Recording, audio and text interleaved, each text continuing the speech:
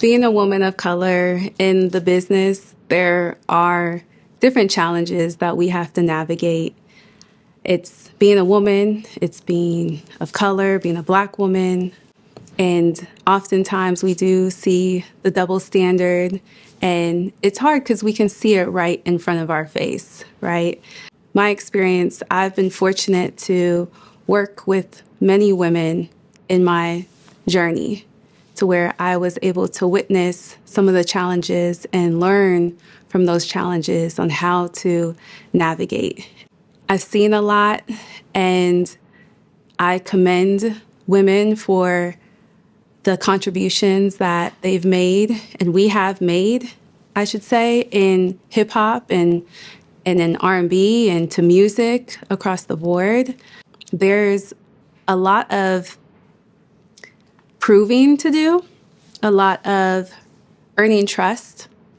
And it's not enough to have done something once. It's not enough to have done something twice. You have to be 10 times better. You have to show what you're capable of bringing over and over again. And I don't think that there's enough women in the industry that are in positions, whether it's management, whether it's being attorneys, there's so many roles out here in the industry that I think that we need to continue to evolve into and start to build our expertise in certain areas to help us combat the double standards that we end up facing oftentimes in these positions. And, whether our voice is being second guessed or we are speaking to experience and it's still not enough, right? We can speak to data, we can speak to culture, and there is still, for some reason, that I'll believe it when I see it. And that I think that some men don't have to experience.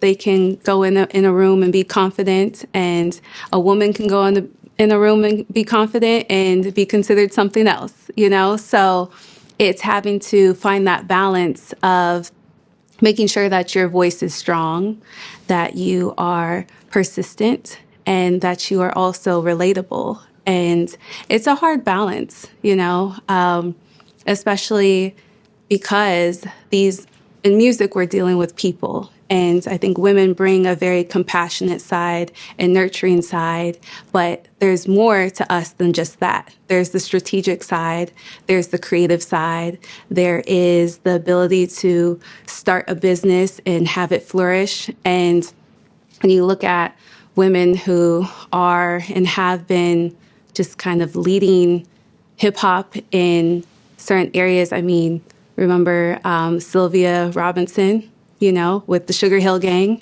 and her A&Ring and discovering them. I think it's it dates back. And oftentimes we don't hear those stories. And I think that oftentimes women are playing pivotal roles into the success of these moments in hip hop and in music. And those stories aren't always being told because we're usually working in the background.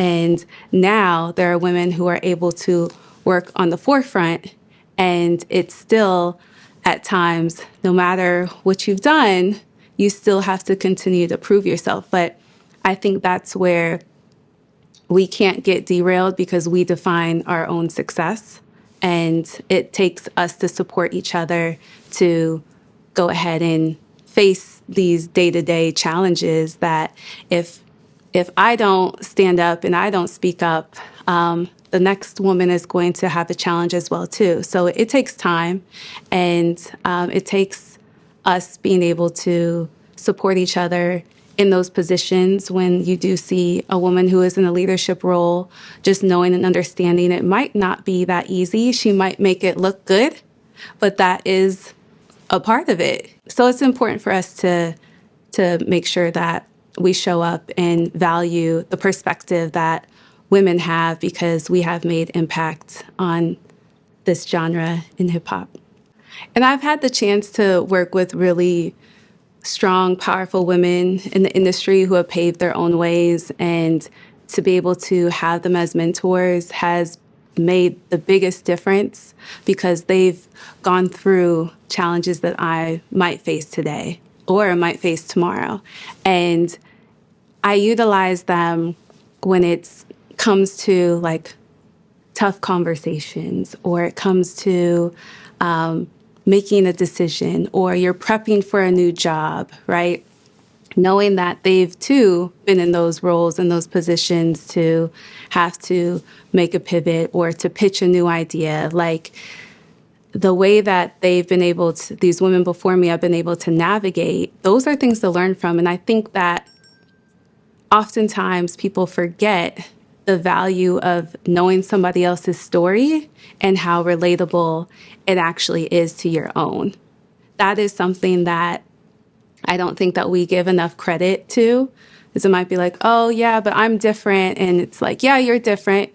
You're your own authentic self. But we do share some of the underlining challenges that if I can share this with you, this can help have a different outcome than what I've already seen happen. And I've been fortunate to have women in leadership roles pour into me and give me advice on how to navigate career, navigate life, because there's also the balance of having the balance between your career and your life. And we don't talk about that too often.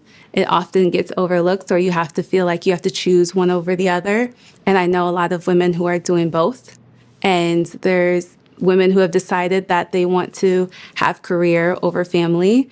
It just comes down to what it is that you choose. But that's where the mentorship, the conversations, the sisterhood that you end up forging in, whether it's in music or in any industry that you're working in, that's what helps sustain the growth in where you're at the moment. 2 lessons I would say I've received from my mentors. The first one I learned early, which is be comfortable with being uncomfortable. That right there has made the biggest difference in my life because it applies to career, it applies to relationships, it applies to friendships. Because really, when you think about it, there's so many times we're doing things for the first time, or we have the pressure of a situation and you might feel a little uncomfortable, but it has to happen. And you can either crumble from it, or you can start to say, I'm uncomfortable, but I'm going to keep going, or I'm going to figure this out. Because you're not always going to have the answer. You're not always going to have done something before. And so it feels a little uneasy.